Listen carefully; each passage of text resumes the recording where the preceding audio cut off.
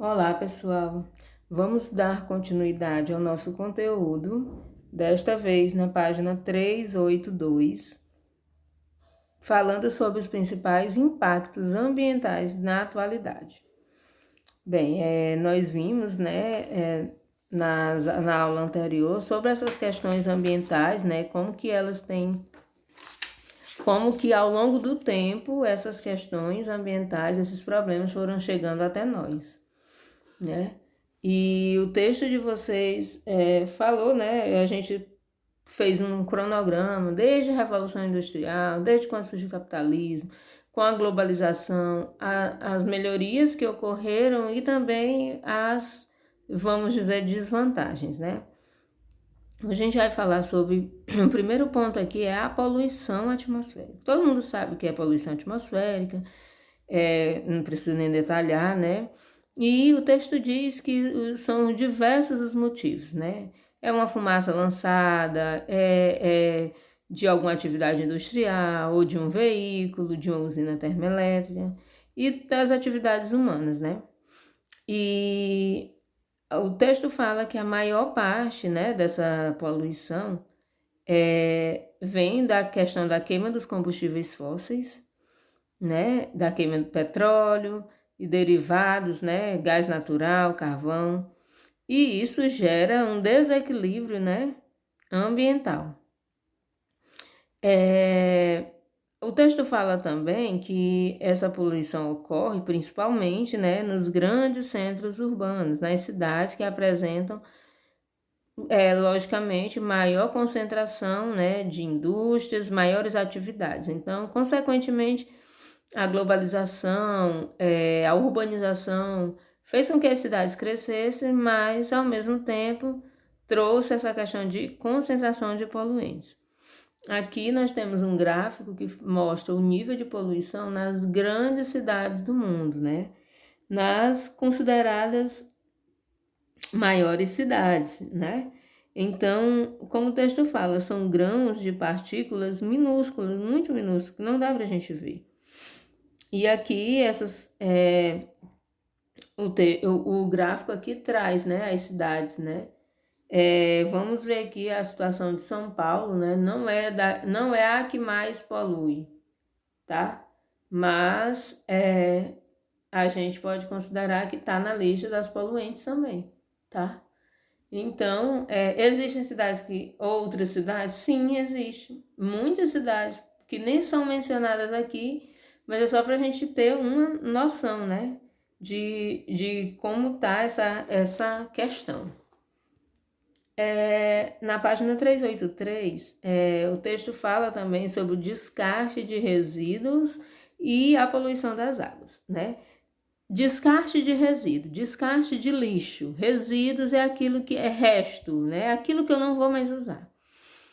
E é produzido por diversas sociedades, por várias áreas. Existem os lixos das residências, do comércio, da indústria, da construção civil, o lixo hospitalar. Existem os resíduos sólidos, né? Existem os líquidos, né? A questão de um óleo de alguma indústria, resíduos. E existem também o chamado lixo tecnológico, né? Eletrônicos. Então, o descarte, né? Ela vem numa quantidade significativa, né?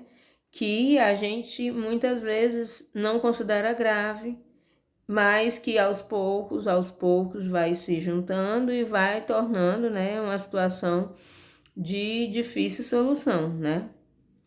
E aí o texto fala que todos esses resíduos, por menor que seja, tudo isso causa um impacto ambiental grave. Isso porque alguns produtos, né, têm na sua composição materiais que demoram a se decompor naturalmente. E isso é um problema grave. Embora você veja um descarte, um lixo, mas é tão pequeno, foi tão pouco, é só a bateria desse celular. Sim, só a bateria desse celular vai causar um impacto grande. Não pelo tamanho em si, mas pela demora para decompor, tá? Então é disso que se trata aqui. Aí ele diz que o descarte indiscriminado dos resíduos sólidos, sobretudo nas áreas costeiras, é a causa mais grave da poluição dos oceanos. Aqui quando ele está tratando de oceanos. Mas a gente sabe que esse descarte não é feito só em oceanos, não. É à beira de rios também. Em rios também.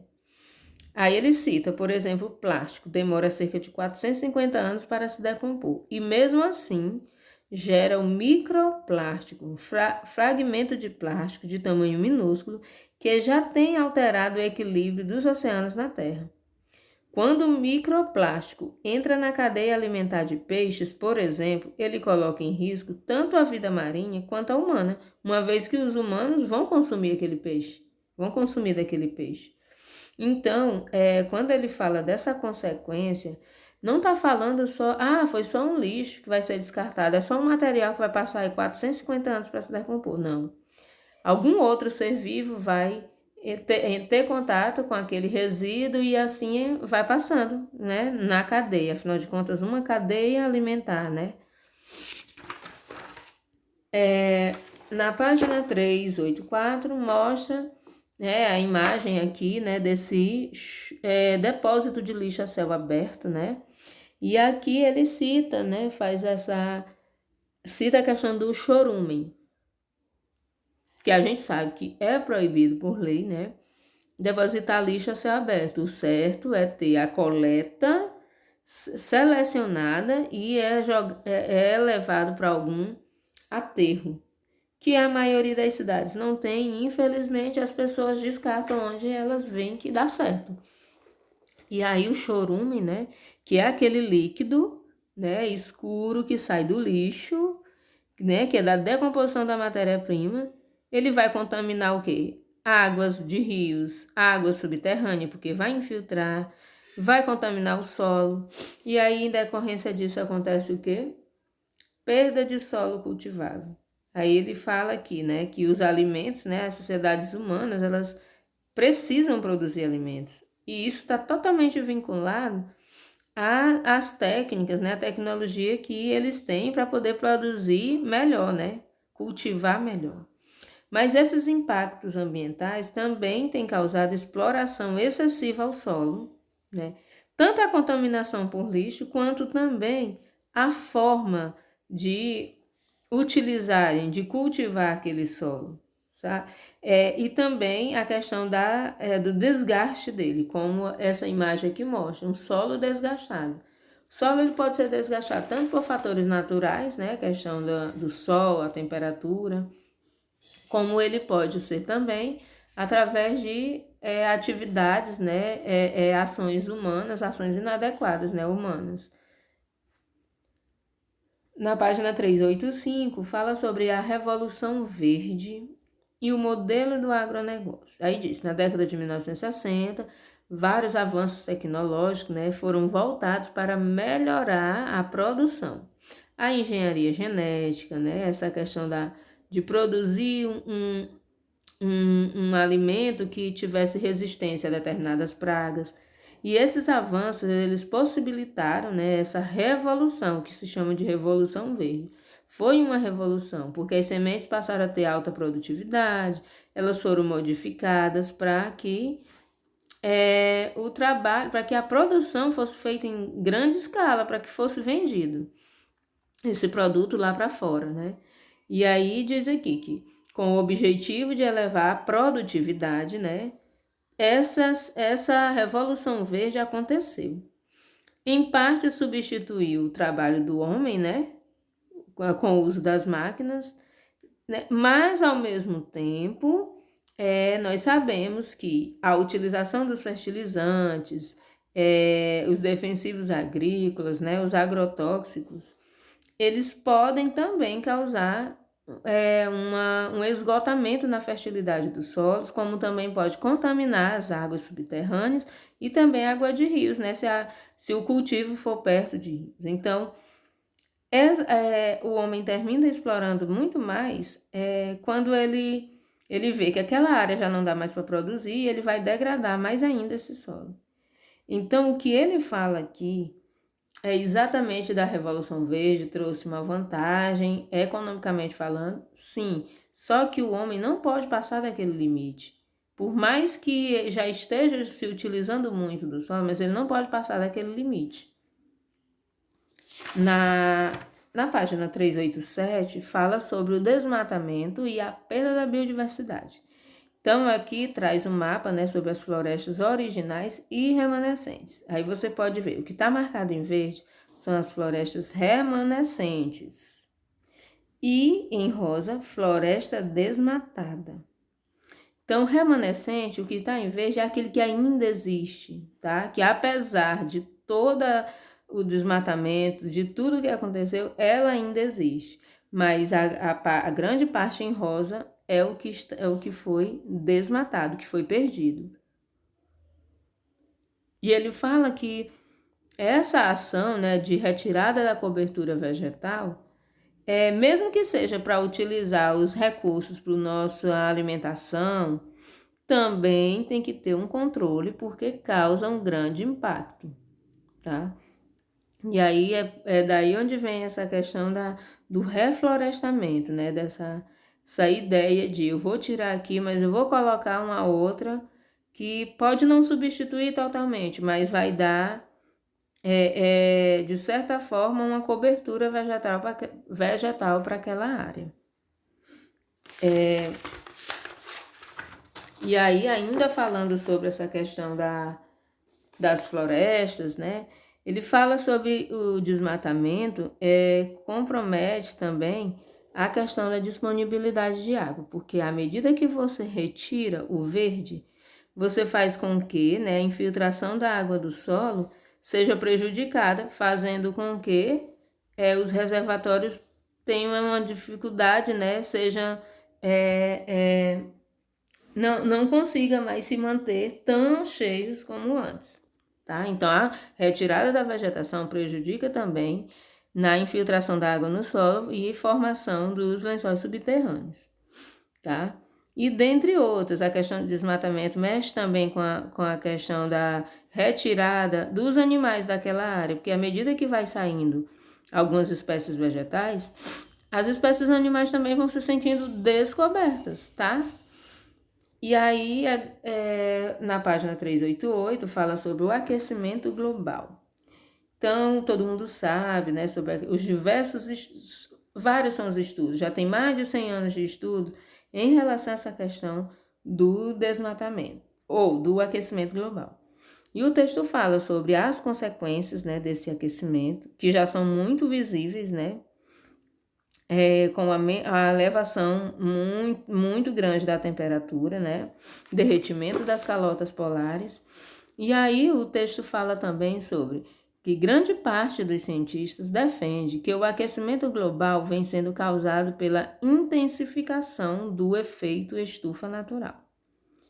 Mas isso ainda não é um consenso. A gente vê aqui a cobertura de gelo do Ártico em janeiro de 1980 e como esteve, né, a cobertura em janeiro de 2012. A gente vê que diminuiu consideravelmente. E aí o que entra a questão do efeito estufa, né, o gás carbônico e o efeito estufa. O texto fala aqui que o efeito estufa é um fenômeno natural que se assemelha às estufas em que se cultivam plantas. Os chamados gases estufa, como gás carbônico e gás metano, formam uma espécie de camada protetora que impede a dissipação de parte da energia proveniente do Sol.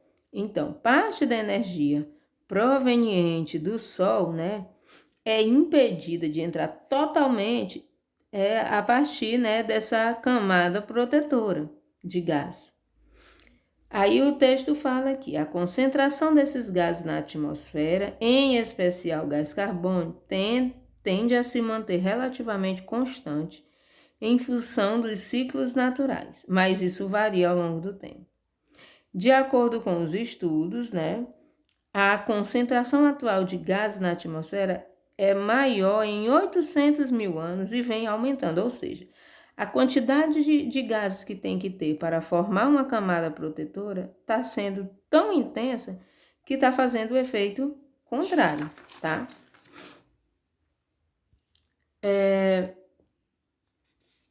E aqui é uma imagem sobre na página 390 sobre a produção de energia elétrica em usinas termoelétricas. Por que ele está falando disso? Ele fala do aquecimento global antropogênico, homem, atividades humanas. Então, o aquecimento global não é só das causas naturais, não. Tem a questão também, os ciclos naturais da Terra, eles são modificados também pela ação do ser humano. Através de quê? Através das emissões das atividades humanas, industriais, da produção de determinados tipos de energia, que podem ser energias alternativas, mas não são totalmente limpas. Então, é como ele diz, de uma forma ou de outra, mesmo que as emissões de gás carbônico sejam reduzidas nas próximas décadas, será muito difícil reverter o aquecimento global até o final deste século. Por quê? Porque essa questão do revestimento tem a ver também com as atividades humanas. Muitos cientistas, inclusive, alegam que as emissões dos gases estufas, né, causadas pelas atividades humanas, ainda, mesmo que a gente diminua, ainda isso não é suficiente. Mesmo que algumas ações sejam diminuídas, ainda não é o suficiente para o tanto que já foi degradado. E aqui o texto fala sobre a questão das conferências, do desenvolvimento sustentável e as conferências, página 392. Primeiramente, fala sobre o que é o desenvolvimento sustentável, que em outras oportunidades nós já falamos. O que é o desenvolvimento sustentável? Baseia-se na ideia do desenvolvimento social e econômico, ou seja, social e econômico, aliado à conservação do meio ambiente. Ou seja, eu posso retirar, eu posso usufruir daquilo que tem, contanto que eu deixe também para gerações futuras. E aí, essa busca pelo equilíbrio, né, no desenvolvimento sustentável, foi despertando um pensamento ecológico nas diversas sociedades. Desde a década de 60, isso já era debatido. E aos poucos, né, à medida que o tempo foi passando, 1970 começaram a organizar fóruns, conferências entre os países para debater o que é que poderiam fazer, né, para que isso fosse mudado, para que pudesse garantir, né, para essas gerações futuras. E em 1972 surgiu, né, a Conferência das Nações Unidas sobre o Desenvolvimento e Meio Ambiente, criou um programa, né, sobre exatamente sobre essa questão. Aí em 1987 surgiu, foi feito um relatório, né, baseado nessa questão, onde eles colocaram, assim, vamos dizer assim, alguns objetivos enumerados para que eles pudessem, em determinado ano, né, atingir. 1972 foi a conferência lá em Estocolmo, né, na Suécia. E aqui esse quadro aqui traz só alguns, Rio 92, Rio mais 20, Agenda 21. Então, ele mostra aqui só o banner desses eventos que aconteceram. E o texto na página 393 fala sobre alguns deles, o que foi debatido. Tá? Como, por exemplo, aqui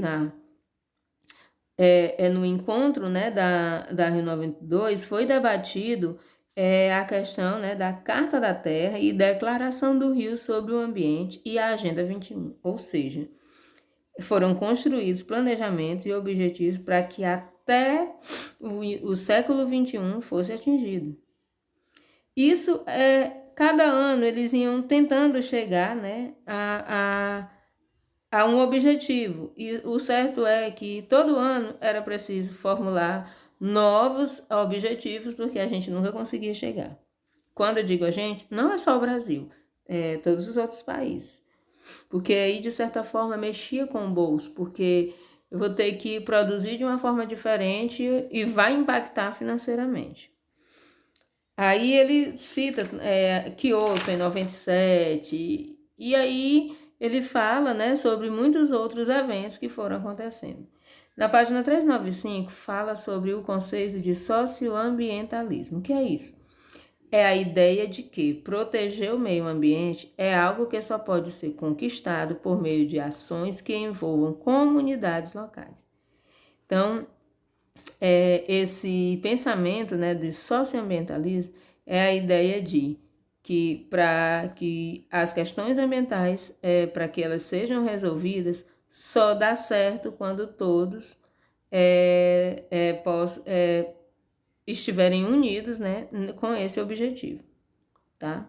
É isso que o texto tá falando. Aí ele fala da questão do movimento ambientalista em todo o mundo, e ele fala de alguns, né, que foram criando, né, alguns lugares foram criando reservas naturais, reservas extrativas, para tentar, né, conquistar, né, essas áreas de preservação, tá? Aqui eu trago a atividade, né, desta aula. Vocês assistam a aula, leiam o texto e façam o que se pede aqui. Façam um relato desta videoaula, tá ok? E envie para mim como vocês já têm feito. Obrigado e até mais.